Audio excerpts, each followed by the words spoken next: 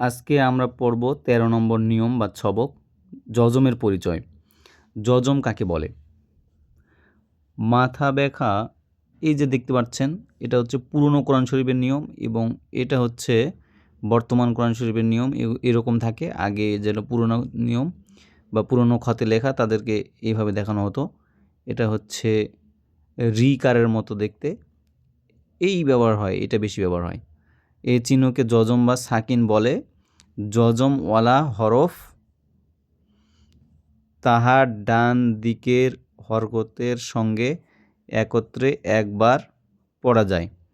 এখন কথা হচ্ছে যজমওয়ালা হরফ, আমরা শিখেছি যে এইটা হচ্ছে যজম এবং তার ডান দিকের যেটা হরফ আছে সেটা হলো কি, যে আলিফ। তাহলে এই যজমওয়ালা যে হরফ থাকবে তার ডান দিকে যে হরফটা থাকবে তার সাথে একবার পড়া যায়। যেমন আলিফ ফা জবর আফ, এই যে এক জবর এক জের এক পেশকে হরকত বলে, এটা আমরা পূর্বে পড়েছি।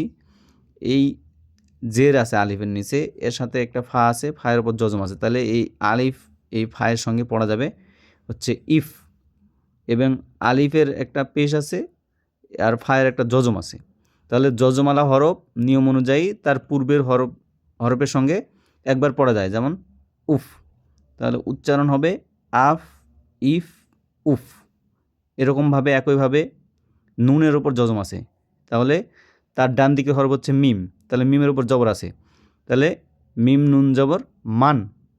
মিমের নিচে জের আছে, তাহলে এখন এর বামে কি আছে, সাকিনালা একটা হরফ আছে নুন, তাহলে অবশ্যই তাহলে এই সাকিনালা হরফের পূর্বে যে হরফটা আছে তার সাথে একবার এটা পড়া যাবে, যেমন মিম নুন জের মিন। আবার এখানে নুনে সাকিন আছে এবং তার পূর্বে হরফ হচ্ছে মিম, তার পেশ আছে, তাহলে মিম নুন পেশ মুন। যেমন মান মিন মুন। আফ ইফ উফ মান মিন মুন। আমাদেরকে পার্থক্য করতে হবে যে পেশের মাঝখানে গোল, ওর মধ্যে একটা ফাঁকা থাকবে এবং সাকিনটা হচ্ছে রিয়ের মতো, এটার পেটে ফাঁকা থাকবে। আমাদেরকে পার্থক্যটা বুঝতে হবে, তাহলে আমরা আসলে ভুল করব না। এটা খুবই খেয়াল রাখতে হবে, পেশ এবং সাকিন যেন আমাদের গোলায় না যায়।